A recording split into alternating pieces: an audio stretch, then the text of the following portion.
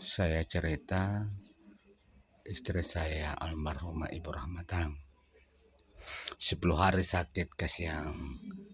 Saya tuh selalu ada di dekatnya toh. Tidak pernah saya lepas di dekatnya itu. Saya jaga memang itu. Tapi dia cerita aja.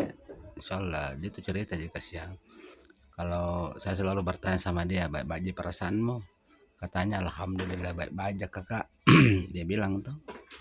Jadi pas 6 harinya itu kan ini kan 5 harinya kan 3 hari sakit, tapi alhamdulillah sembuh ji. Pergi mencuci apa tuh?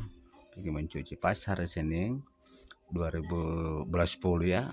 Hari Senin bulan 10 di dia tidur-tidur di kasur toh, saya ada di sampingnya.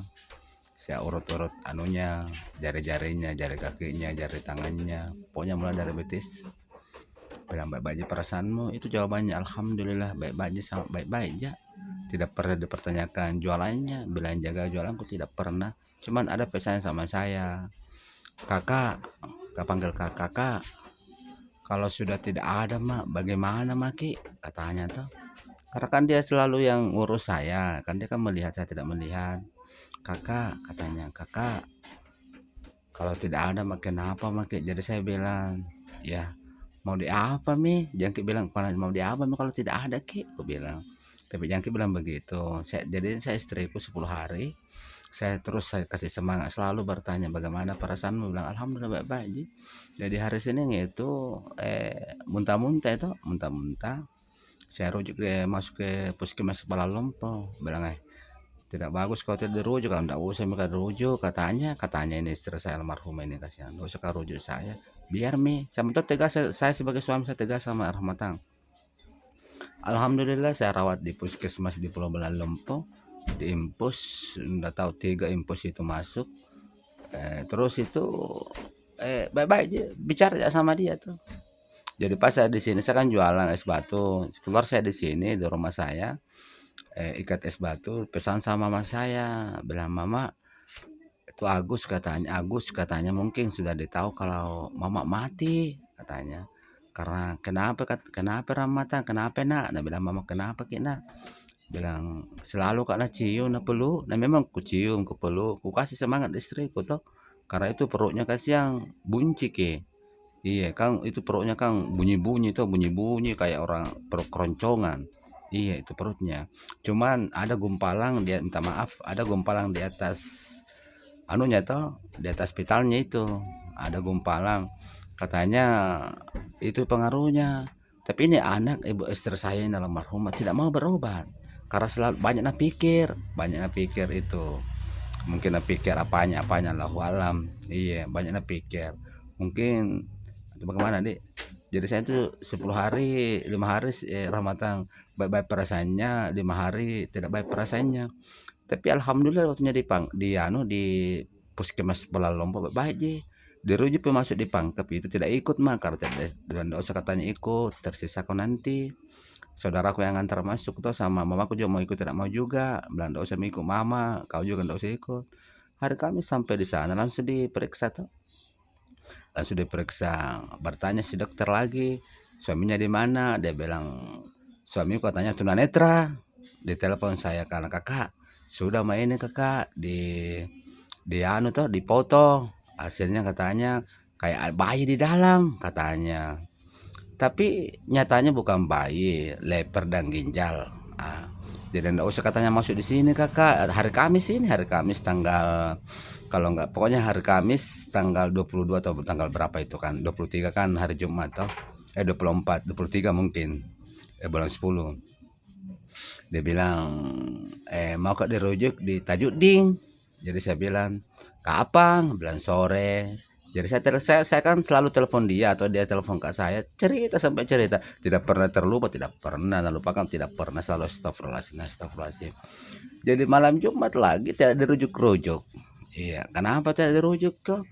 Katanya tidak ada katanya kamar kosong di Tajuding. Nah, masih hari Kamis sih mau dirujuk ini. Nah, ini anak ini istri saya sudah parah penyakit kan memang lever dan ginjal. Karena dia buncit perutnya toh. Nah, besar perutnya. Nggak tahu penyakit apa itu, besar perutnya kasihan. Tapi kalau seandainya saya ikut, saya pokoknya di rumah sakit Pangkep tuh saya tuh tegas di situ, tapi saya tidak ikut. Saya menghubungi puskesmas di sini bilang urusannya Pak rumah sakit Pangkajen itu besok lagi hari Jumat malam Jumat tidak rujuk-rujuk di Tajuding. Pada waktu katanya nggak ada kosong kamar kan gitu. Padahal ini istriku sudah parah ini kasihan. Iya, tanggal 23 hari Kamis sudah parah istriku ini. Karena memang sudah hasilnya ginjal dan lever toh. Hari Jumat saya cerita lagi. Dia bilang hari ini katanya mau dirujuk lagi.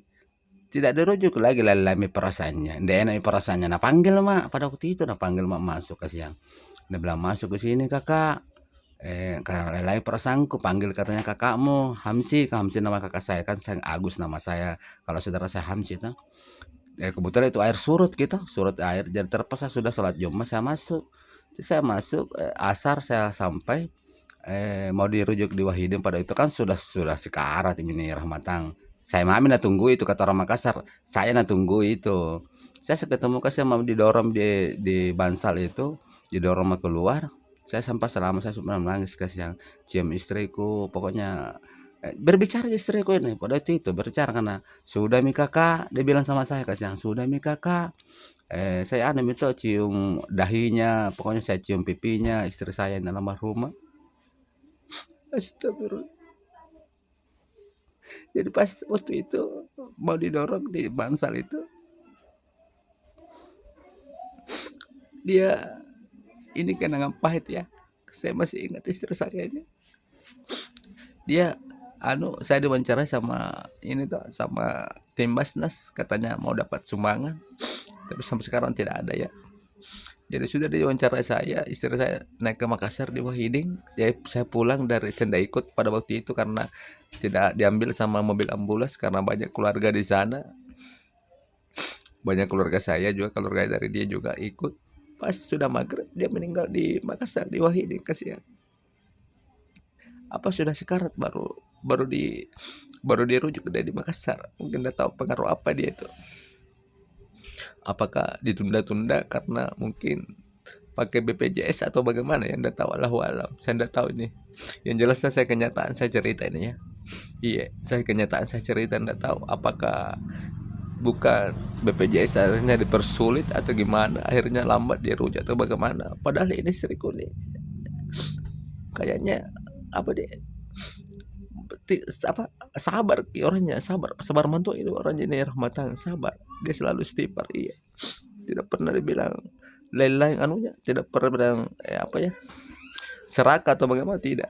Pokoknya bagus perasaannya tuh sampai dia meninggal, kasihan.